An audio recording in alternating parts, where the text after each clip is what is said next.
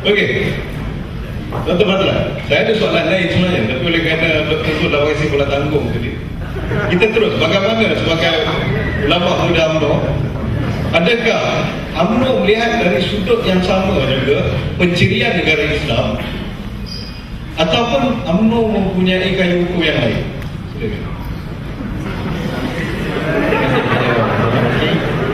Sebab itu saya mengucapkan tahniah kepada Dr. Razli dan Mubarak atas rancangan ini semua cukup menarik. Seperti yang tertera di belakang sini, saya datang atas ulama muda. Jadi bukanlah saya datang atas UMNO. Jadi kalau nak memerlukan kalangan yang lebih tinggi, maka memerlukan Mama KJ ataupun dan lain-lain lah yang lebih veteran dalam keamanan mereka. Siapa yang pandangan ulama muda kepada kamu? Bunyi macam apa dan bila ini selesa kalau dipanggil ulama muda, ilmu, mereka saja ilmu. Jadi orang katanya ilmu datang daripada Ain Lam Mim Waw. Yang berjumpa dengan Fa Alif Sin kan, kita guna Ain Lam Mim Waw. Baik, soalan yang ditanyakan kepada saya tadi berkaitan dengan adakah Malaysia negara Islam? Jawapannya ya. Tanpa sebarang syak saya mengatakan jawapannya ialah ya. Berdasarkan kepada apa yang saya sebutkan tadi, pandangan ulama-ulama kita dahulu dan kini berkenaan dengan definisi negara Islam adalah negara yang didiami oleh orang Islam dan zahir padanya syiar-syiar Islam dan hukum hakam Islam. Okay? Tidak dinafikan. Kalau kita ingin mencari seorang Muslim yang sama sahaja dengan Al-Khalifah Al-Rashid Abu Bakar As-Siddiq, tak dapat. Apatah lagi dengan kalau kita pergi ke bawah sedikit, Umar bin Al-Khattab, tak akan jumpa. Osman bin Affan bin Nurayn, tak akan jumpa. Ali bin Abi Thalib, tak akan jumpa. Mana-mana sahaja sahabat yang paling rendah sekali martabatnya pun kita tak akan dapat satu contohnya di sini ataupun di mana-mana sahaja negara Islam ataupun yang bukan Islam di atas muka bumi. Saya nak sampai kepada satu matlamat dalam perbincangan, iaitu bila kita mendefinisikan negara Islam, kita bukan mendefinisikan pada tahap yang tertinggi, tapi kita memberi definisi pada tahap yang minimum. Sebagaimana sama juga apabila kita mengatakan adakah seseorang itu Muslim ataupun tidak, kita mengatakan dia itu Islam dengan sekadar menyebut dua kalimah syahadah, asyhadu an la ilaha illallah wa asyhadu anna Muhammadar Rasulullah. Itu adalah kadar yang paling minimum. Walaupun terdapat khilaf ulama bahawa perlu ada satu lagi tingkatan, iaitu iqamus salat. Okay? Membezakan antara Islam dan kafir adalah salat. Walaupun setelah 54 tahun tak kira berapa lama. Okay. Masa di sini tidak terkira. Kerana apa yang kita perhatikan adalah ciri. Kita nak tanya sekarang ni, kita tidak bertanya tentang tempoh, tetapi kita nak bertanya tentang ciri negara Islam.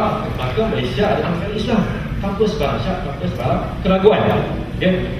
Tapi saya nak sebutkan di sini. Bila kita sebut Malaysia negara Islam, bukan bermaksud Malaysia adalah salah satu dia panggil kembar kepada mana-mana khilafah yang ada sebelum ini. Kembar kepada khilafah Ali bin Abi Thalib. Tidak, jauh sekali. Kalau nak kita kirakan kembar atau tak kembar, dia mungkin anak angkat sahaja. Itu kita panggil kiasannya. Jadi dengan itu kita nak faham bahawa bila disebut negara Islam, perhatikanlah sekadarnya. Dan Nabi SAW telah menceritakan kepada kita dalam banyak hadis bahawa zaman demi zaman, apa yang akan berlaku ialah keimanan itu akan kurang dan kurang. Umar bin Al-Khattab juga apabila melihat kepada kehebatan Islam, naiknya Islam, tingginya Islam itu, beliau mengatakan apabila naiknya sesuatu maka dia akan turun. Okay, dan Allah Alam sama ada kita sekarang ni berada di tahap yang menurun ataupun kita berada di tahap yang naik semula. So kita mendoakan agar kita berada di tahap naik semula, sahwah. Itu yang kita inginkan. Jadi kalau soalannya itu sahaja, tak perlu pada 10 minit dah biarlah. Okey. Tuan-tuan, nanti saya tertarik dengan takrifan dalam mazhab Syafi'i tadi, iaitu yang zahir padanya hukum hakam Islam, termasuk hukum hudud kan?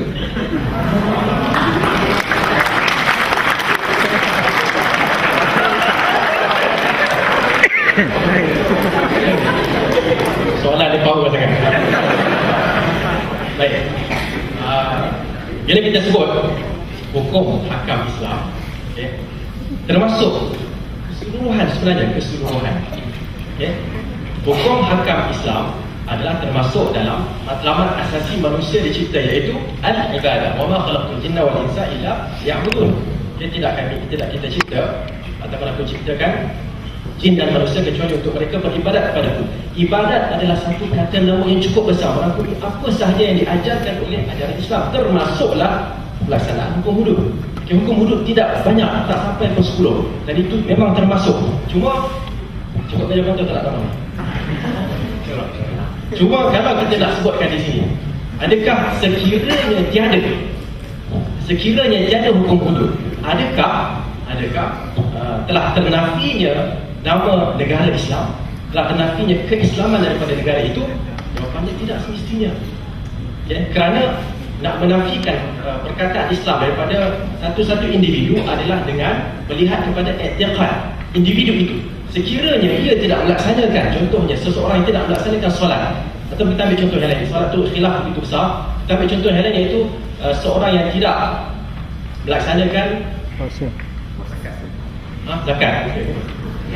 Apa saya nak cari contoh yang tak ada khilaf sangat. Seorang yang apa kita sebut? Tak apalah, kita bagi seorang yang tidak melaksanakan haji kerana tak mampu. Bukan itu juga. Orang yang tidak melaksanakan haji ataupun zakat, tetapi mereka mengatakan bahawa haji adalah wajib. Walaupun saya mampu tapi saya tak nak haji, tapi saya yakin itu adalah wajib. Zakat adalah wajib, tapi saya tak nak bagi lagi, Ustaz. Belum ada seruan lagi. Okay.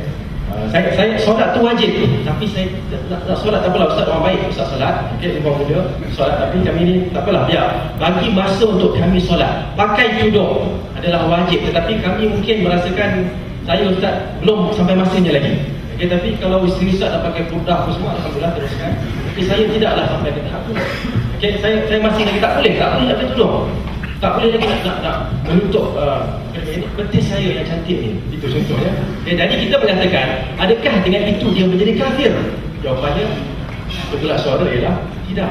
Sesama juga, apabila dikatakan pelaksanaan sesuatu perkara tidak dilakukan dalam negara Islam, adakah dengan itu negara itu ternafi nama Islam daripadanya? Jawapannya ialah tidak. Tetapi ia menjadi satu negara yang lemah. Al-mu'minul qawi ahabbu ila Allah ila mu'minid dhaif, kan? Orang beriman yang kuat imannya tak sampai jauh lebih disukai oleh Allah daripada orang yang lemah imannya. Begitu jugalah negara Islam adalah ibarat kumpulan orang-orang Muslim. Kalau orang-orang Muslim yang ada, kan, orang-orang Muslim yang ada selepas berceramah dan sebagainya pergi keluar hisap rokok, contohnya, kan? Kita nak kata apa?